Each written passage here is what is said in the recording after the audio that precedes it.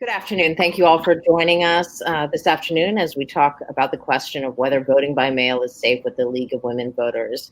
My name is Kim Dorman. I'm the Community Engagement Coordinator for the Princeton Public Library, and I am so pleased that we have the opportunity to work with the League of Women Voters this afternoon to give you more information about whether or not voting by mail is safe.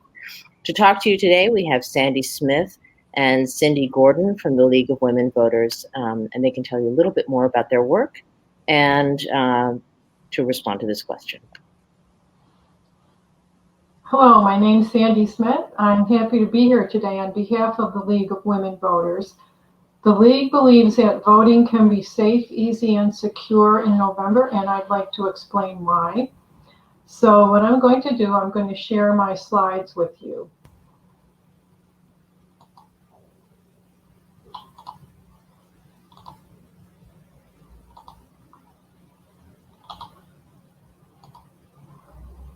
So my topic is voting in 2020, is it safe? And first I'd like to tell you a little bit about the League of Women Voters. We were founded 100 years ago. And not only did we celebrate our 100th anniversary this year, but we also celebrated the 100th anniversary of the ratification of the 19th Amendment that granted women the right to vote. We are nonprofit, nonpartisan, and our purpose is to promote political responsibility through informed and active participation in government. Our name derives from the proud legacy of the women's suffrage movement. Today, we have men and women in our organization who are dedicated to safeguarding democracy. This slide shows you an outline of what we're going to talk about today. We'll start with some general issues about voting in 2020, and then we'll move on to specifics about New Jersey. We can talk about it specifically, voting by mail. Voting by mail is not new. It started way back at the time of the Civil War, and several states granted their members of the military the opportunity to vote when they were absent from their home districts. Today, every state has some type of vote by mail process. 5 states, Oregon, Washington, Hawaii, Utah, and Colorado, have mail-in balloting as the primary method of voting. And in 2018, a quarter of the electorate voted by mail. It's a safe and easy and convenient way to vote. It's a misconception that it would be easy for someone to apply for or vote using a mail-in ballot in someone else's name. Every step of the process includes security measures that ensure the voter who is requesting the ballot is the same voter who receives it and votes with the ballot. And I'll be going through some of these procedures in detail. The most common way to verify that mail-in ballots are from the intended voter is through signature verification. If you've ever tried to imitate someone's signature, you know how difficult it is to get it just perfect. Voters need to sign an affidavit on their ballot envelope, and when the ballot is returned to the county election office, officials will examine and verify every signature, and they compare it with voter registration records or other documents that have the voter's signature on file. And how about the U.S. Post Office? They've been in the news a lot lately. Recent court decisions have ordered that the post office not deliberately slow down the mail. There are also other security measures in place, such as the ballots will be picked up and delivered by election staff, and they're transported in a secure container to the County Board of Elections, where they are processed by trained election staff. It makes sense if you're going to return your ballot by mail to do that early because of the expected volume of mail. Another concern, how likely is it that your ballot could be falsified? Well, studies have shown that voter impersonation and ballot falsifications are extremely rare. based on a meticulous review of elections investigated for voter fraud, the Brennan Center for Justice found extremely low percentages of ineligible individuals voting at the polls, no more than 0.0025%. And there are numerous other reports that have confirmed this finding. So research shows that voting fraud is very rare also with mail-in ballots. And here are results from the Stanford Institute for Economic Policy Research about a concern if voting by mail favors one party or candidate over another. And their findings don't support this concern. And they don't support the concern that voting by mail would cause a major electoral shift toward one party. Also, voting by mail usually only modestly increases overall voting turnout, and there have been some cases where county clerks made a great effort to mail everyone an application to vote by mail, and there was an increase in voting by mail, but actually turnout went down a little bit. So in general, it doesn't really seem to influence one way or the other the turnout or the party that wins.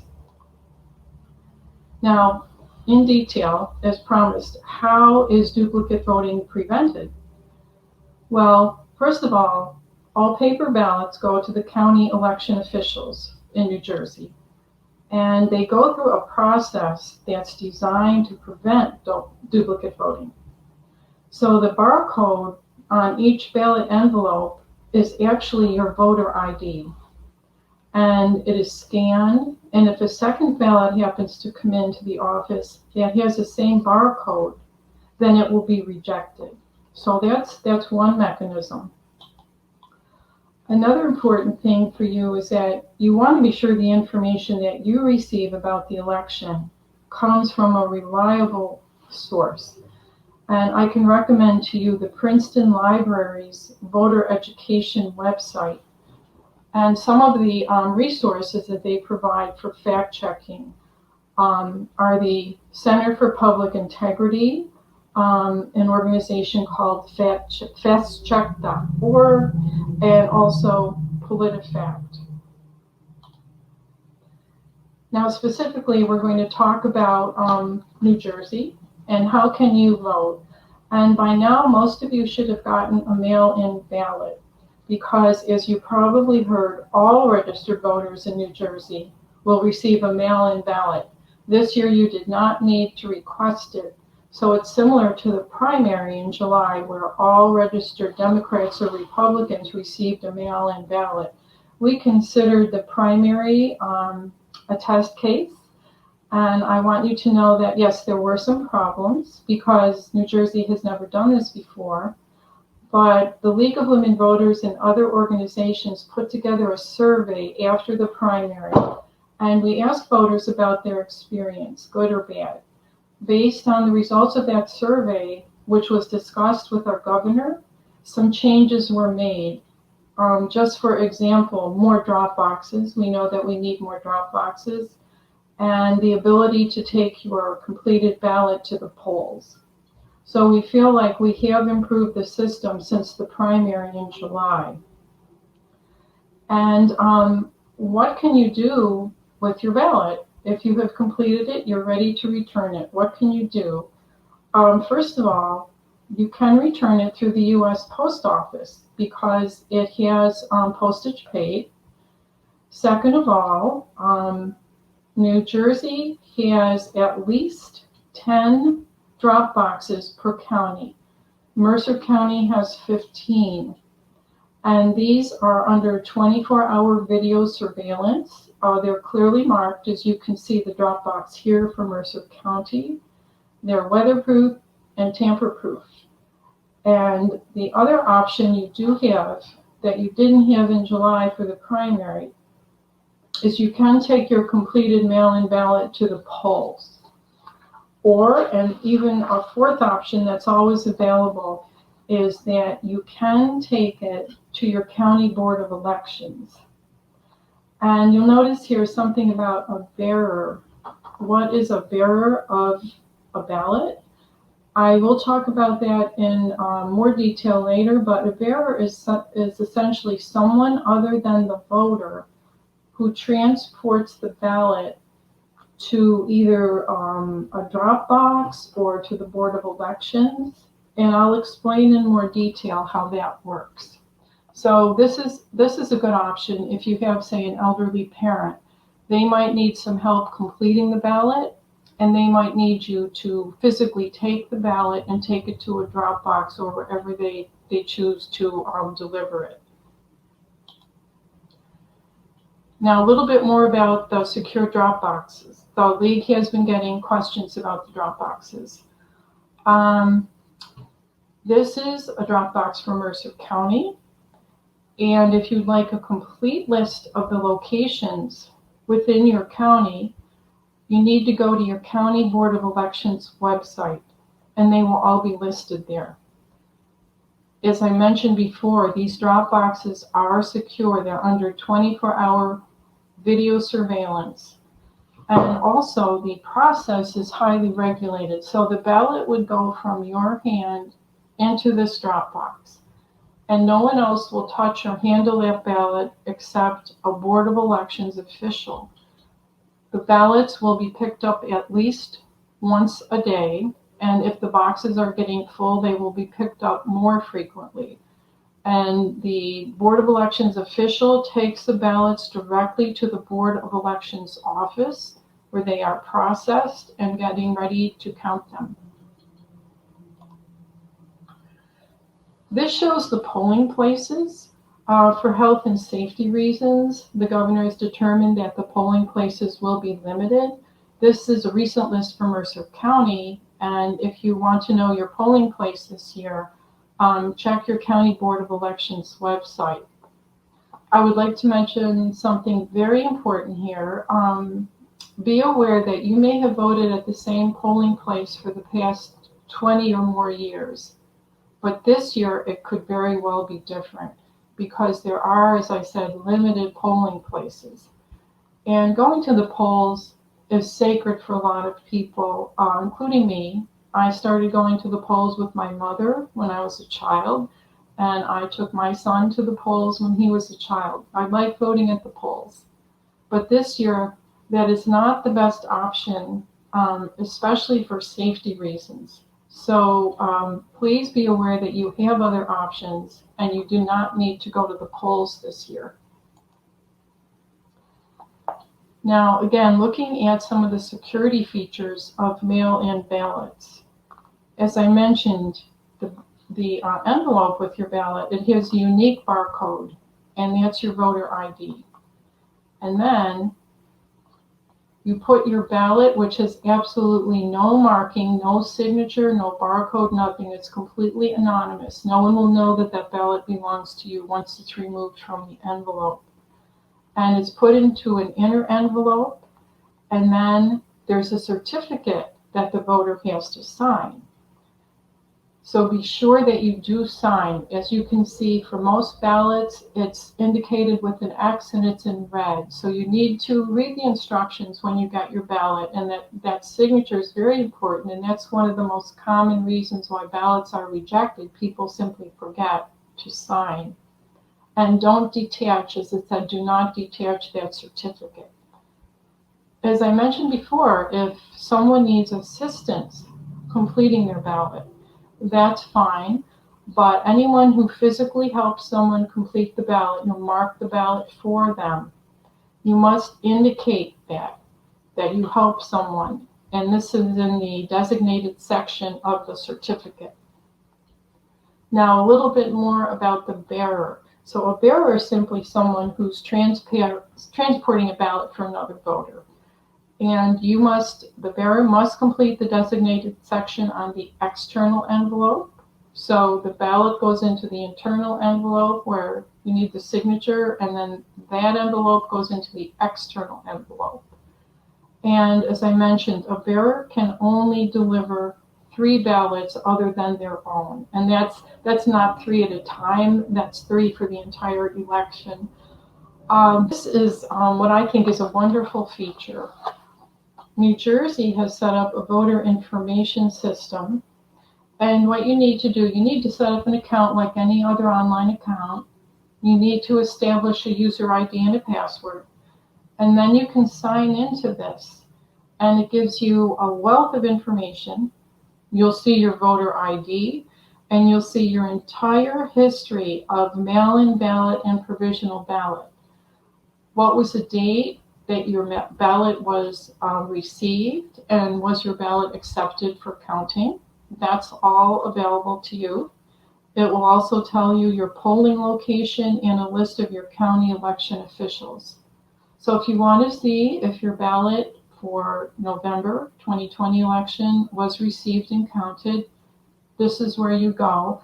Give them some time to get it updated. It's going to take a while, but you should eventually be able to see that your ballot was received.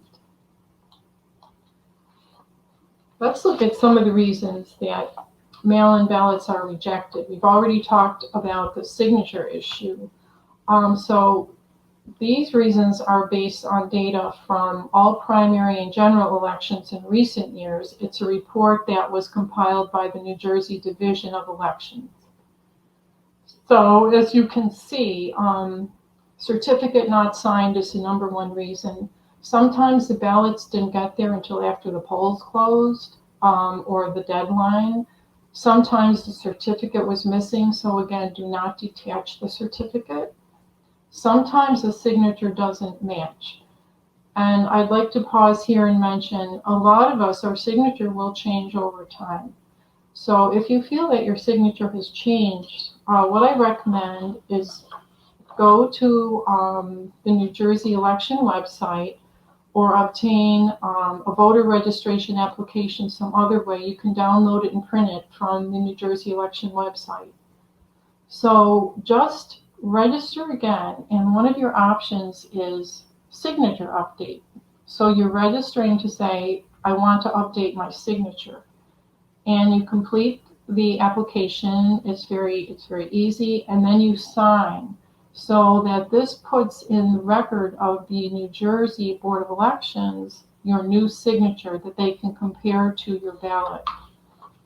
And some of the other reasons, sometimes the bearer didn't complete their information. Sometimes the ballot didn't get enclosed. Everyone was very careful about what they were doing, but they forgot to enclose the ballot. And sometimes the voter gets carried away in the primary and they vote for both parties, which, as you know, they should only be voting for one. One thing that's very important this year is in August, our governor signed the Ballot Cure Act. And this ensures that you'll be notified if your ballot is rejected. And it will give you an explanation. And you're allowed to what they call cure your ballot. If it's missing a signature or the signature doesn't match, you'll be sent a form and you can sign your name and then return it to the County Board of Elections, and they will compare it to your ballot, and if the signatures match, they will say, okay, it's okay for us to count this ballot. These measures, by the way, have been in place for a while, but this formalizes it, and it gives voters a definite option to at least cure up any problems with their ballot that occurred because of their signature. So after the ballot reaches the county, as explained in some previous slides, all the ballots will go to your County Board of Elections. They are responsible for scanning them, counting them, and then afterward they investigate problems and they certify the election, the count, the final count for the vote by mail and the provisional ballots. And it's quite an involved process. The ballots are locked in a vault.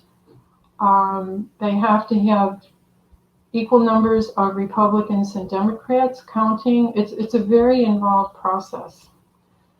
The Mercer County Board of Elections has worked with Homeland Security to be sure that this year especially that the election is safeguarded. As a member of the League of Princeton, I was at an online meeting with the Mercer County clerk and the Board of Elections and Superintendent of Elections. They very graciously answered all our questions. And every league in New Jersey was asked to set up similar meetings. So throughout New Jersey, the league and other organizations have directly contacted the county officials to get information. One very important thing, there is still time to register to vote, including if you need to update your signature. So the deadline is October 13th.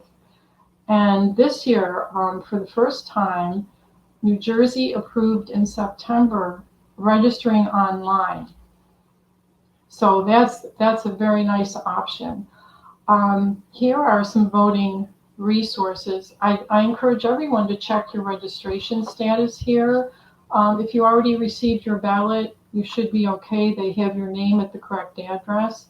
But what you can do here is simply enter some information at this website, and then you can be sure. It's very important that they have the correct address for you.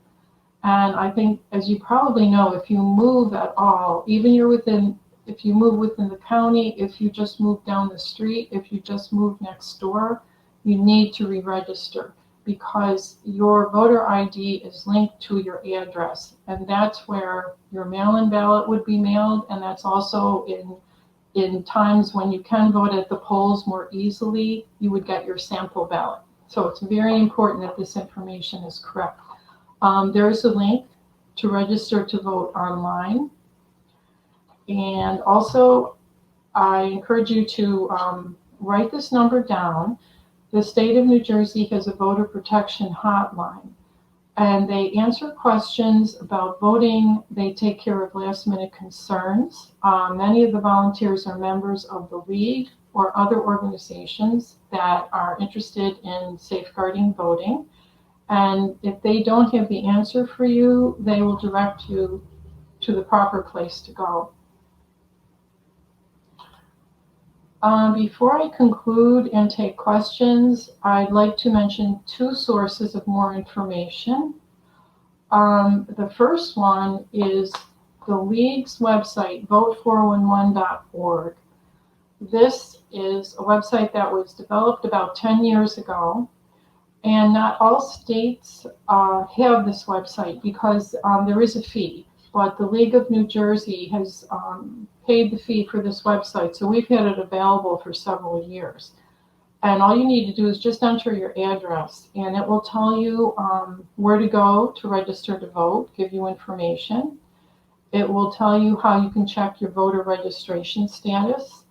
And also, very importantly, you want to know what's on your ballot, and you want to know a little bit about the candidates. So the League of New Jersey, our local league, tries to cover all the races, all the local races, Board of Elections, Town Council, for example. And what we do is we contact all the candidates, and we send them questions and say, we would really like to hear from you. Could you please use this unique link and go to 411 and enter your answers. And so if the candidates have responded and put in their answers to questions, as well as some information about themselves, such as their educational history and experience, you can go to this website and you will find that information. Also, I mentioned again the Princeton Pubic Library Vote 2020 Election Center on their website. You can find a wealth of information there, including dates and resources. So in conclusion, I would be happy to work with my colleague Cindy Gordon to answer your questions.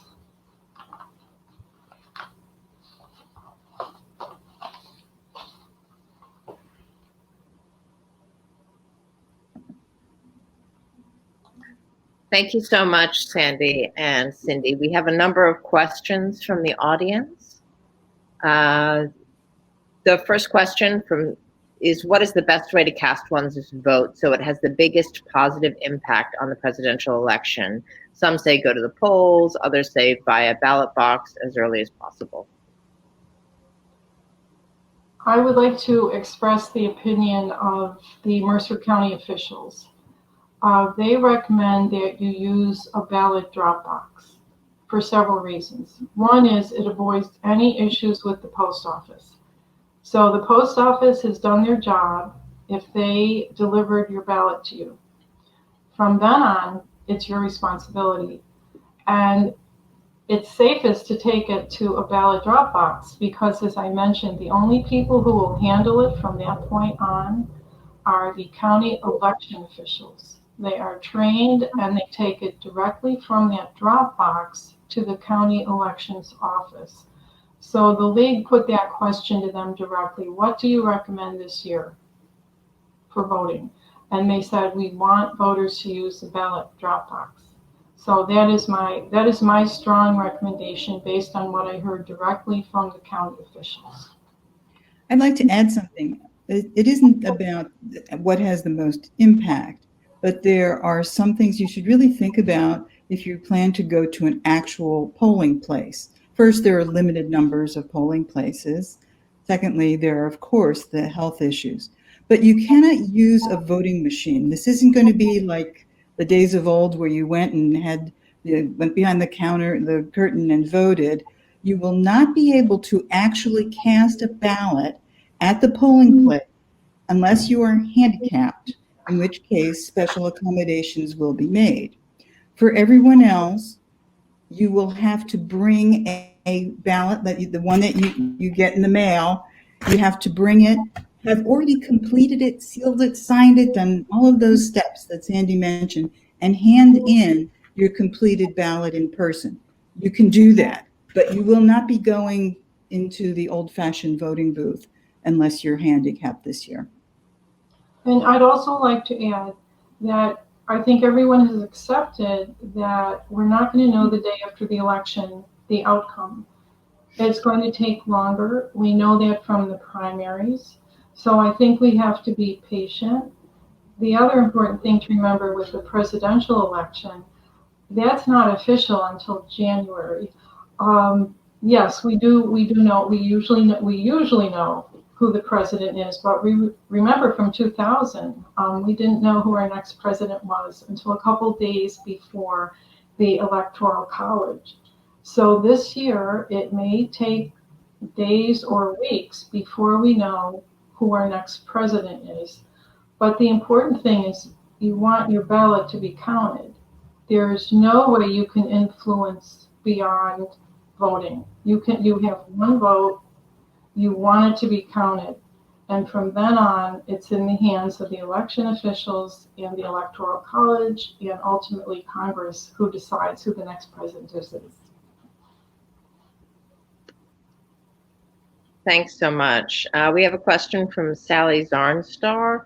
Sorry, I just want to scroll down to it. In an online voter site, if your name is hyphenated, you appear to have to drop the hyphen when you type it in. Is that something you can comment on about people who have hyphenated names?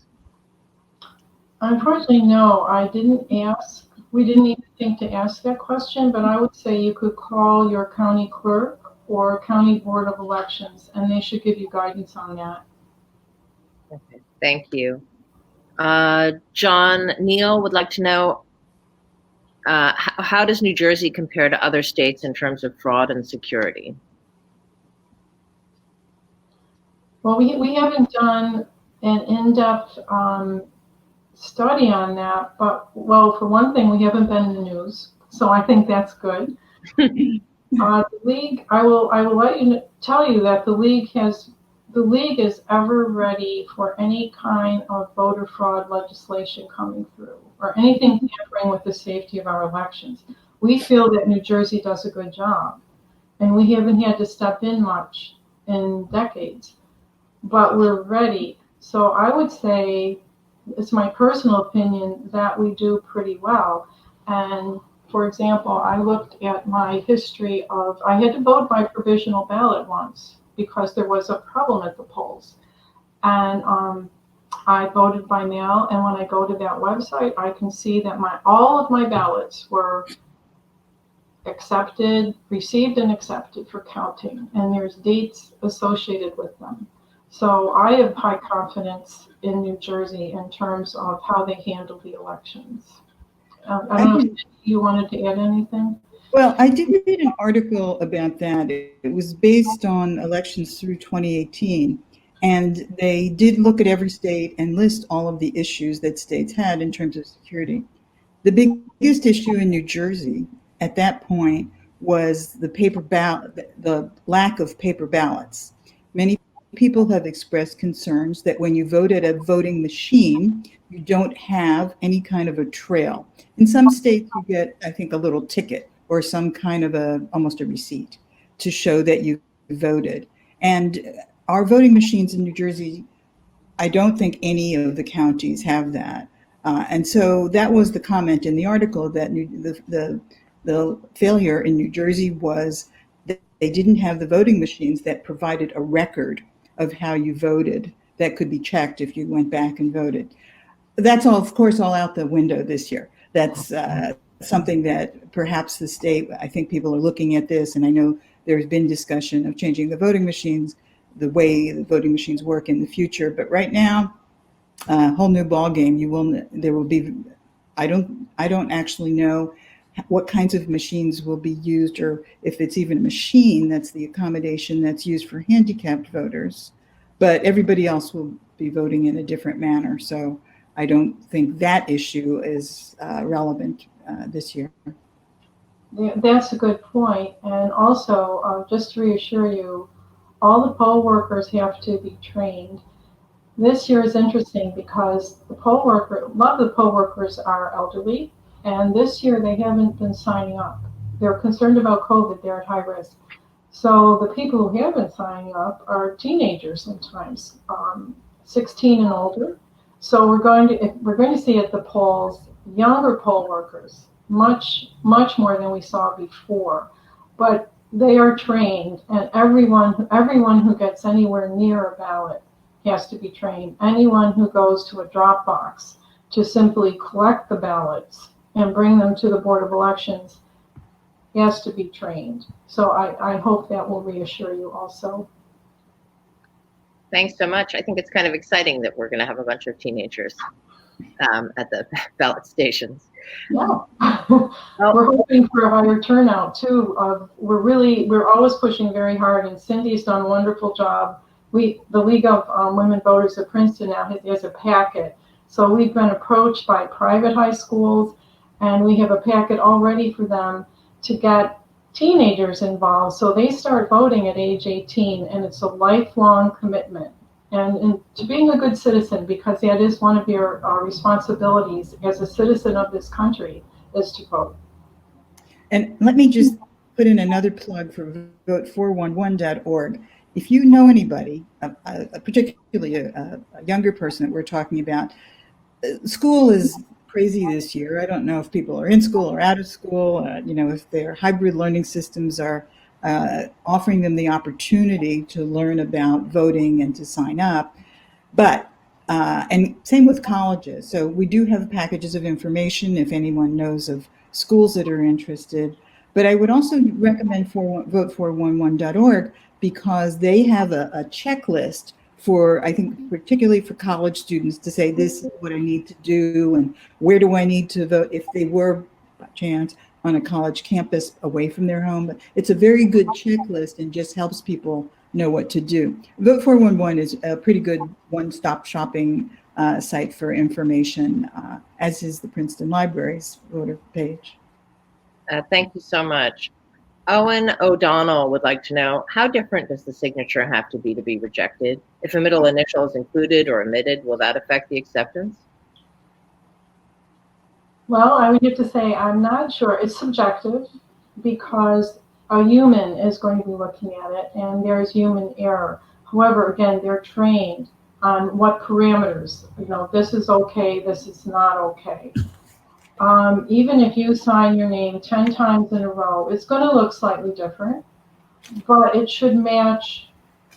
All those 10 signatures should more or less match.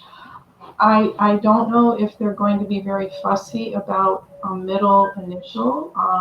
They never mention that, but I would say sign your signature the way you usually do. And if you want to, again, contact your county board of elections for guidance. I would think that is okay. If I sign, I usually sign with my middle initial too, and I think that should be okay, but I can't say for sure. I read a very interesting article recently in the New York Times that showed how they compare signatures and the way that something may look a little different to you, but they know there's some telltale signs of voter fraud in the way the signature is written. And it isn't necessarily what you think, like I dotted the I here, or maybe it's a little bit of a slant. It's really kind of complicated, like they can see pressure points, if someone was trying to falsify a signature. And I'm talking about falsification as opposed to what Sandy was talking about earlier, was how our signature may change over the years. But if you're concerned about security, they really do seem to have ways of training those people who are reviewing the signatures to detect a signature that may have been falsified. Excellent. So how does the Board of Elections know that you prevent people from dropping a mail-in ballot and voting in person? Well, they log in the mail-in ballot. So you're saying, if I understand the question, that you voted by mail, and remember that ballot is going to be logged in at the Board of Elections and put through all the scanning and verification. Then if you attempt to vote at the polls, they will flag that, because they will check, especially if you're voting by provisional ballot. That goes to the Board of Elections, same process. It has to get logged in, make sure that you didn't vote by machine, make sure that you didn't vote by mail.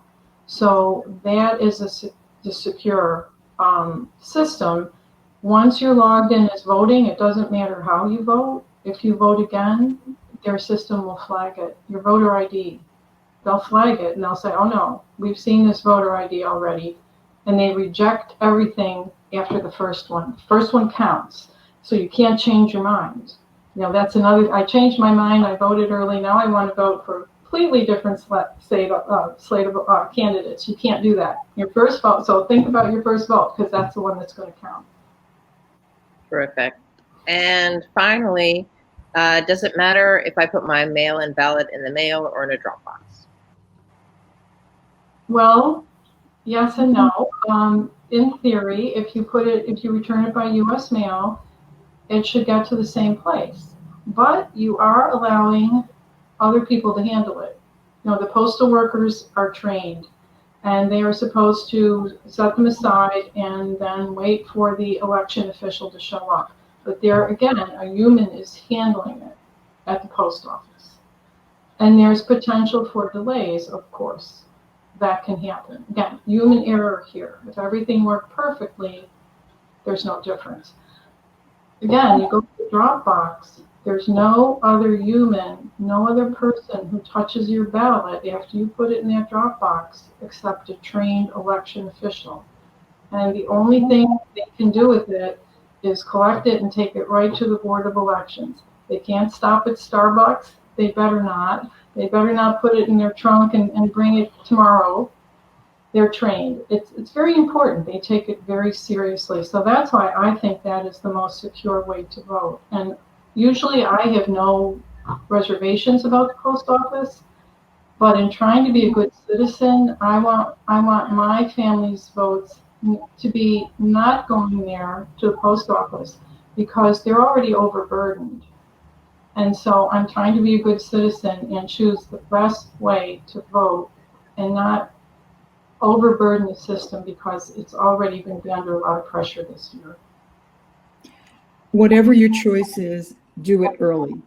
I believe I saw something from the post office that suggested an October 12th cutoff date as the last date that you should mail through the U.S. Post Office. But do it early, no matter what, because we know the volume of the mail-in ballots is going to be so much bigger this year, and these boards of election are handling so much. I think for your own peace of mind, you really, really, really should vote early.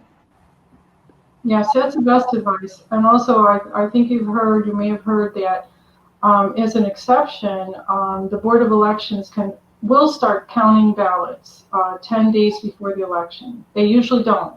but it's because of the volume. But this will be kept highly secret. We asked the Mercer County officials, and they said, you will hear nothing. We will not tell you how many we have received. We will certainly not give you any indication of who's ahead. This will be kept highly secret. And woe to anyone who leaks any of that information, because it is serious. It can influence an election. So that's going to be kept highly, highly secret. And I can just reassure you of that. They reassured us that they would leak no information about early voting. Let me emphasize, woe to you means this is actually, voter fraud is a crime, and it's punishable possibly by a jail term and fines. So it's not something that anybody is going to want to fool around with. That's right. It's a crime, a federal crime, I believe. All right. Thank you so much. Is there any final comments that you'd like to make other than that people can get arrested for doing the wrong thing? Just vote early. We warned you. And also you have another program coming up with us. Do you want to mention that? Sure. We have another one coming up with you. I don't have the date off the top of my head. I don't have the date on me. But I can tell you in a second. It is actually on the 19th of October at noon, and that one we will be that much closer to the election. Maybe people will have already voted by then. That would be good. But if you haven't, by chance, we're going to talk about all the details about how and where to vote. Some of what we talked about today, and we'll just go through it in great detail. We'll probably look at a ballot. And one thing we haven't talked about at all today is what's on your ballot this year. In addition, everyone, I think, is aware of the presidential election, but in addition to that, there are a number of other races, and there are 3 public referendum questions. And just to tease this a bit, one of them is legalization of marijuana. The other 2 are less interesting but more complicated, but probably more important. I don't know. They're all very important questions. So join us on the 19th to talk about, again, how, where, what's on the ballot, and everything you still need to know to vote in this election in November. Okay, terrific. And if you have any questions, again, we have things on the library's website, which is linked below, as well as information about all of the voting programming we have, including several programs run by Ingrid Reed in the evenings. Thank you all so much for joining us. Please don't hesitate to reach out to either the library or the League of Women Voters if you have any questions, and we will do what we can to help you. Thank you so much.